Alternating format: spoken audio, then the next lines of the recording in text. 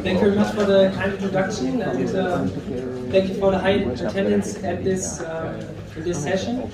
My name is Oliver Quittmann, and aside from being an exercise scientist, I'm a passionate yet recreational endurance runner. And what I really like about exercise physiology is that you can really experience what you measure at your own body. And during the corona pandemic, our lab was basically free, so it was my time to shine.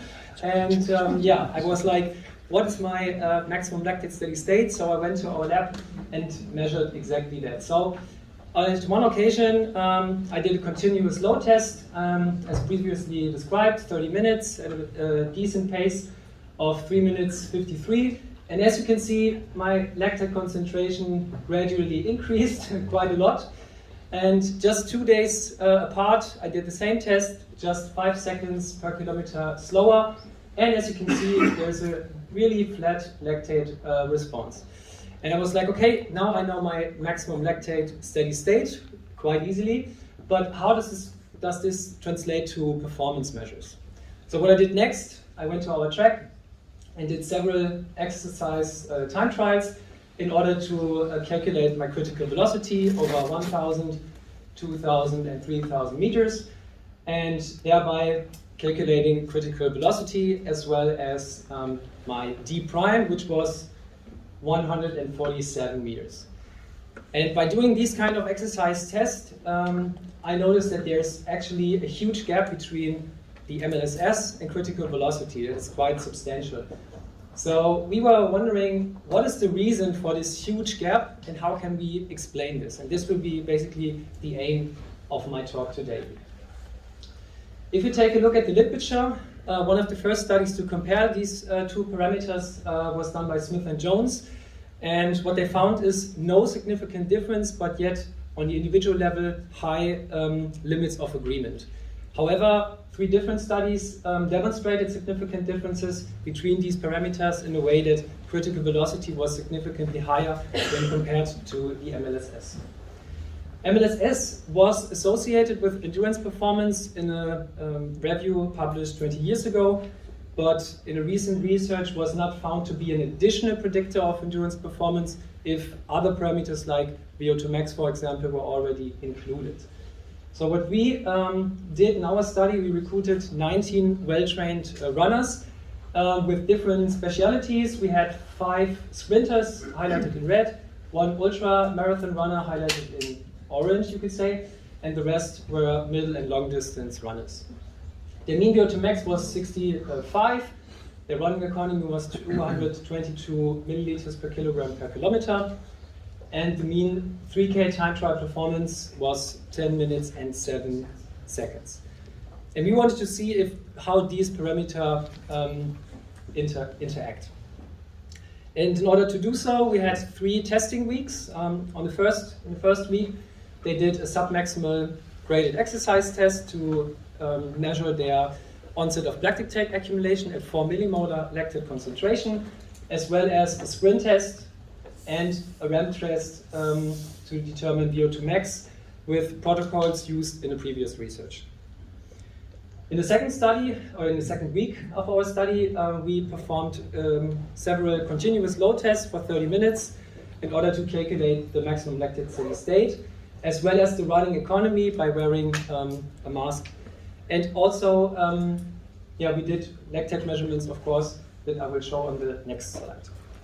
And finally, in the third testing week, quite a lot of testing in this study, we did 3 time trials, or the participants did 3 time trials over 1, 2, and 3 kilometers in randomized order to calculate the critical velocity, D prime, their pacing, and we also recorded lactate concentration after exercise to determine their post-exercise lactate concentration. For the MLSS trials, the first MLSS trial was performed near the onset of lactate accumulation, and every MLSS trial preceded a warm-up used by 50% of the respective target velocity. And if we now take a look at the data and see how the MLSS trials were performed at what kind of lactate concentration, you see a huge variation. but yet all of these different lines, also indicated color-coded by the specialities, met the common MLSS criterion. For the several time trials, we did a time over speed approach in order to calculate the critical velocity and d prime in order to assess the velocity time curves, as you can see on the right hand side.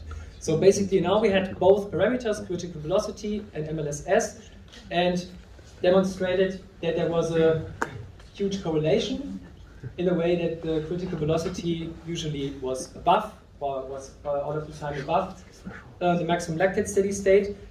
If we now take a look at on the right hand side, the individual differences, we see the mean difference is 0.5, but we see a huge gap or a huge variation in this gap ranging from 0.1 up to 0.9.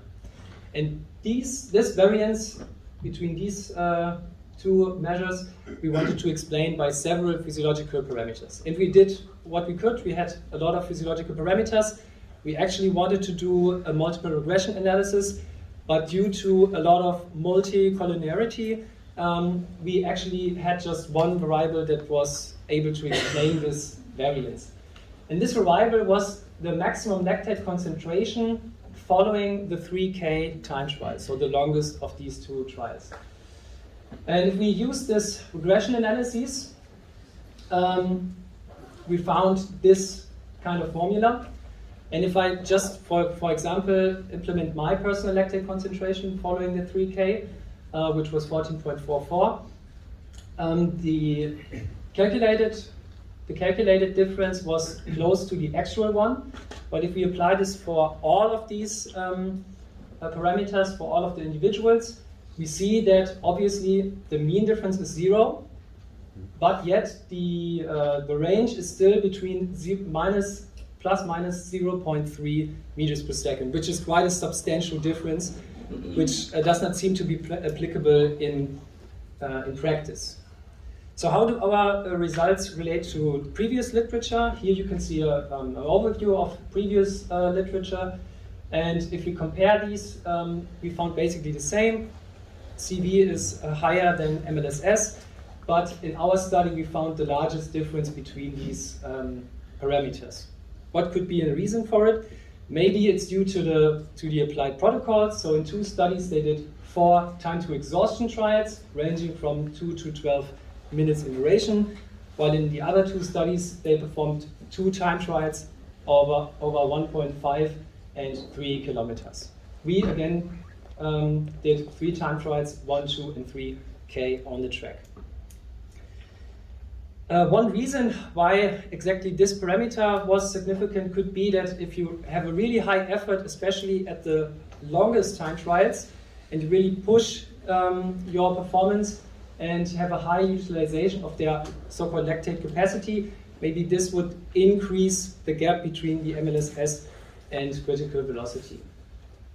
However, it could also be that alternative criteria for determining MLSS, as previously highlighted by Nixon and colleagues, could have led to different gaps between these parameters.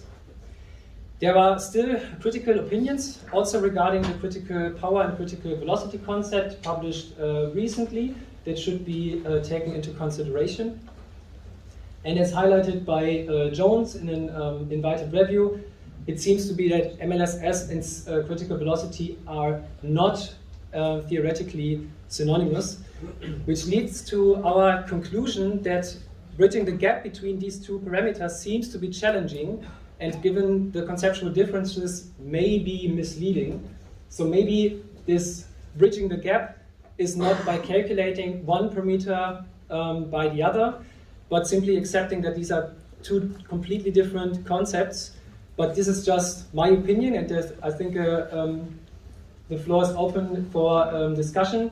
And since this is a relevant topic, I'm planning to do a podcast episode exactly about this topic.